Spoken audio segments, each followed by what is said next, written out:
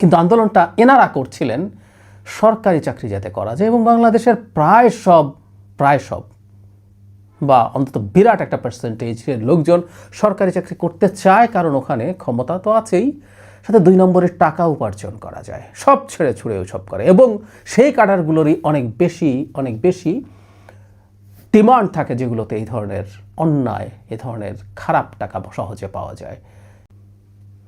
অবশেষে অবশিষ্ট 2 ছাত্র উপদেষ্টা পদত্যাগপত্র জমা দিয়েছেন, কারণ এক অভাবনীয় পদত্যাগপত্র আমরা দেখতে পেলাম, খুবই অভাবনীয়। সেটা হচ্ছে নির্বাচন কমিশন যখন তফসিল ঘোষণা করবে সেই পর্যন্ত তাদের পদ থাকবে, এটা ঘোষণা করার সাথে সাথে পদ শূন্য হবে। প্রেস সচিব আমাদেরকে এভাবে জানিয়েছেন। হঠাৎ মনে হলো আসলে ওই টাইমটা কতক্ষণ, কারণ ওনারা প্রতিটা মিনিট ক্ষমতায় থাকতে চান, এবং এই ক্ষমতায় থাকা নিয়ে তাদের লোভ বাংলাদেশে একটা ইতিহাস তৈরি করেছে। ব্যাপারটা খুব ছোট না, এবং এই কাজগুলো তাদের হাতে হলো যারা এই একটা গণঅভ্যুত্থানে সামনের সারিতে ছিলেন এবং পরিবর্তনের কথা বলছেন। খেয়াল করছি যে কথাটা বললাম, যে অভিনব পদত্যাগপত্র তফসিল যখন হবে তার সেই সময় থেকে এটা কার্যকর হবে।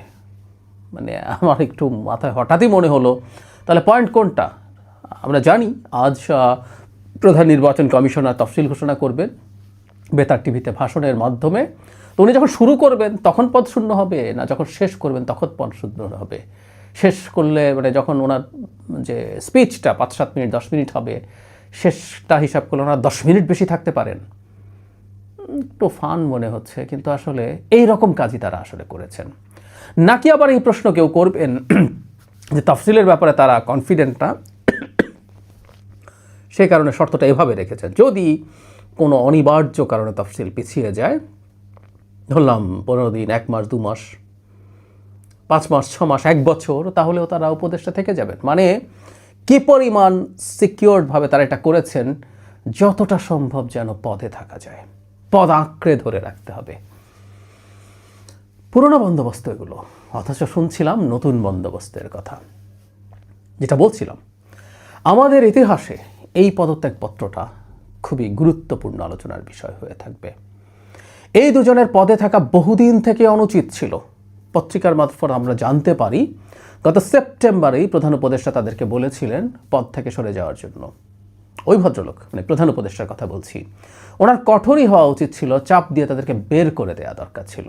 তাদের পদে থাকা নিয়ে এনসিপির পক্ষ থেকে একটা যুক্তি দেখানোর চেষ্টা হতো, বা আগেও তারা যখন দায়িত্বে গিয়েছিলেন, পদে গিয়েছিলেন, ক্ষমতায় গিয়েছিলেন, তখন বলতেন এই সরকারে গণঅভ্যুত্থানকারীদের স্টেক রাখার জন্যই এটা, যে না হলে এই সরকারটা গণঅভ্যুত্থানের সরকার হয় না।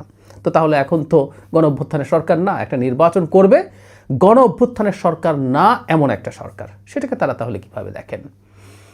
আসলে আমরা বুঝতে পারি তারা ক্ষমতার স্বাদ নিতে চাইছেন, এবং এই স্বাদ এত বেশি তাদের লেগে গেছে যে তারা এখান থেকে আর বেরোতে চাইছেন না। জনাব নাহিদ ইসলাম যখন বেরিয়েছেন, এই বাকি 2 ছাত্র উপদেষ্টা তখন বেরিয়ে আসতে পারতেন। তারা দল করুক বা না করুক, দলে যাক বা না যাক, নির্বাচন করুন বা না করুন, কারণ এই 2 ছাত্র উপদেষ্টার সাথে খুব সিরিয়াসলি একটা সময় পর্যন্ত বৈষম্য বিরোধী ছাত্র আন্দোলন, তারপরে নাগরিক কমিটি, পরবর্তীতে এনসিপির যোগাযোগের কথা খুবই প্রকাশ্য। তাদের বাসায় মিটিং হয়, তারা বিভিন্ন ক্ষেত্রে তাদের হয়ে মিটিং করেন অন্যান্য সব স্টেক হোল্ডারদের সাথে, এগুলো নোন ইনফরমেশন। এমনকি এনসিপি কার সাথে যাবে না এবার জোট করার ক্ষেত্রে, সেটাও এই উপদেষ্টা দুজনই চাপ দিয়ে তৈরি করা, সেই পরিস্থিতি তৈরি করার চেষ্টা করছেন। প্রায় সব মিডিয়া এসছে, প্রায় সব পত্রিকায় এসছে, গুরুত্বপূর্ণ সব পত্রিকায়, যে এই 2 উপদেষ্টা এনসিপি যেন বিএনপির সাথে জোট করে সেই চেষ্টা করছেন তাদের প্রভাব বলয় দিয়ে, এবং সেখানে তখন তারা এখানে যুক্ত হয়ে নির্বাচন করবেন, তারা তখন এনসিপিতে জয়েন করবেন, এখন নাকি জয়েন নাও করতে পারেন। তো এই 2 ছাত্র উপদেষ্টা যখন ছিলেন তখন থেকেই আসলে উচিত ছিল আরও বেশ আগেই তাদের বেরিয়ে আসা।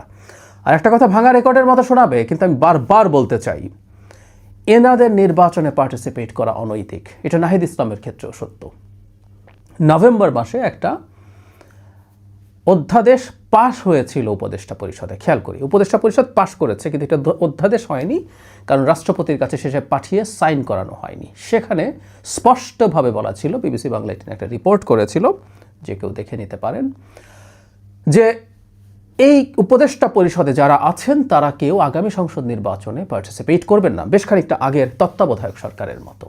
কিন্তু তারা ক্ষমতায় থাকলেন এবং নানান অনিয়ম দুর্নীতির সাথে জড়িয়ে পড়লেন। পরিস্থিতি এতটাই খারাপ, প্রথম আলোর একটা রিপোর্ট এসছে যে এই দুজনের শূন্যস্থান কারা পূরণ করবেন, বিশেষ করে আসিফ মাহমুদের মন্ত্রণালয় নেয়ার মতো কাউকে ঠিকমতো খুঁজে পাওয়া যাচ্ছে না, কারণ তার বিরুদ্ধে এতই অভিযোগ, সেখানে গিয়ে বদনামের ভাগিদার হতে কেউ চান না। পরবর্তীতে একজন উপদেষ্টা, ওই পত্রিকা মতে জনাব আদিলুর রহমান, শিল্প উপদেষ্টা, তার অতিরিক্ত দায়িত্ব হিসেবে তাকে বুঝিয়ে সুঝিয়ে ওখানে দেওয়া হচ্ছে। তাহলে তারা মন্ত্রী কেন থাকতে চেয়েছেন সেটা আমরা মোটা দাগে বুঝতে পারি। এই দুজনের মধ্যে জনাব মাহফুজ আলমকে নিয়ে খুব বেশি সমস্যা আমরা দেখতে পাইনি সোফার। তিনি স্ট্যাটাস দিয়ে মুছে টুছে দিয়েছেন, কখনো কখনো কিছু তাত্ত্বিক আলাপ করতে গিয়ে সেটা ধরেও রাখতে পারেন নাই, সেগুলো করেছেন। কিন্তু দুর্নীতি বা অনিয়ম এই ধরনের ইস্যুর সাথে তিনি খুব বেশি জড়িত ছিলেন তা না। কিন্তু জনাব আসিফ মাহমুদের বিরুদ্ধে অসংখ্য অভিযোগ, দুর্নীতি তো বটেই, দুর্নীতির প্রচুর অভিযোগ আছে। তার এপিএসেরই রীতিমতো চাকরি গেছে এবং তার বিরুদ্ধে দুদক কাজ করছে। তার বাবা, তিনি অন্যায়ভাবে ক্ষমতা চর্চা করতে চাইছেন। তিনি তার নির্বাচনী এলাকায় একবার কুমিল্লা একবার ঢাকায় বরাদ্দ দিয়েছেন নির্লজ্জের মতো। কুমিল্লা হওয়ার পরে যখন প্রচুর সমালোচনা হলো, তারপর উনি কেয়ার করেননি, করেছেন ঢাকার জন্য। কেউ বলেন তিনি লম্বা রেসের ঘোড়া, তিনি রাজনীতিতে ভালো করতে পারেন। তবে যে রাজনীতি করেছেন এবং সেটা যদি তিনি ভালো করেন আখের গুছিয়ে, এগুলো অভিযোগ আছে, আমি নিশ্চিতভাবে বলছি না সেগুলো। তো যদি সেই রকম রাজনীতিতে টিকে থাকেন তাহলে সে পুরনো কথা, এগুলো পুরনো বন্দোবস্ত, পুরনো রাজনীতি, টিপিক্যাল রাজনৈতিক দলগুলো বাংলাদেশে এই করেছিল। সুতরাং এই যে নতুন কিছু করবেন, অনেক কিছু হয়ে গেছে। এই যে যিনি রাষ্ট্রের টাকা খরচ করে নিজ উপজেলায় খরচ করেন কুমিল্লাতে অবকাঠামোর জন্য, এক উপজেলার এত খরচ করেছেন, তার 5%ও খরচ করেনি এমন জেলা আছে বেশ কয়েকটা। ইয়াস, 5% 20 কোটি টাকা, এর নিচে খরচ করেছেন উনি 450 কোটি খরচ করেছিলেন। এবং এটা ওনার বাবার টাকা না, ফর গডস সেক, জনগণের টাকা। এবং অনেক উন্নত অবকাঠামোর জেলা কিন্তু কুমিল্লা, এটা একটা র্যাঙ্কিং আছে। তার চেয়ে নিচে থাকা অনেক জেলায় তিনি বরাদ্দ দেননি। অথচ তিনি বৈষম্য বিরোধী ছাত্র আন্দোলনের সমন্বয়ক ছিলেন, সেই মুভমেন্টে ছিলেন। একটা কথা বলে ফেলতাম, আসলে এইসব আসলে নতুন বন্দোবস্ত কিছু না। ওনারা বিসিএসের কোটা বিরুদ্ধে লড়াই করেছিলেন, সেটা শেষ পর্যন্ত শেখ হাসিনা পতনের আন্দোলনে গিয়ে হঠাৎ করে টার্ন করে। এটাই হয় তিউনিসিয়ার মোহাম্মদ বোয়াজিজির মৃত্যুর পর যেটা হয়েছিল।